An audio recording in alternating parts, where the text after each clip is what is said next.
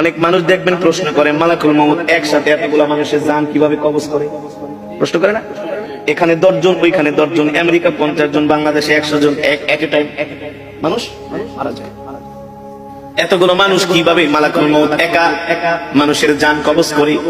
মালাকুল মউত আল্লাহর নবীকে বলতেছেন, নবীজি, একটা মানুষের হায়াতের জিন্দেগি যখন শেষ হয়ে যায়, আল্লাহ তাআলার আরশে আজিমে একটা গাছ আছে, ওই গাছের সাথে এক পাতা আছে, প্রত্যেকটা পাতায় পাতায় এক একটা মানুষের হায়াতের জিন্দেগি লেখা থাকে।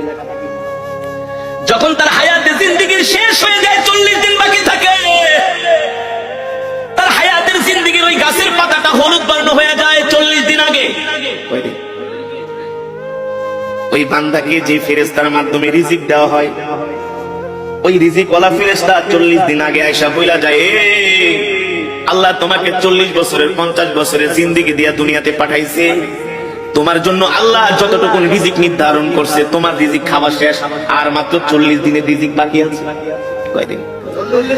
আবার যখন এইভাবে করে একদিন, 2 দিন, 3 দিন যেতে থাকে, প্রত্যেকদিন ফেরেশতা আয়েশা তার মাথার সামনে বৈশা বলে, শোনো শোনো, তোমার বাকি আছে আর 38 দিন, 37 দিন, 36 দিন।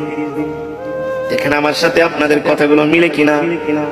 যখন একটা মানুষ ইন্তেকাল করবে, তার 40 দিন আগেই দেখবেন তার কথাবার্তা সবকিছু একটা পরিবর্তন চলে আসে, খাওয়া দাওয়ায় পরিবর্তন চলে আসে, খেতে পারে না।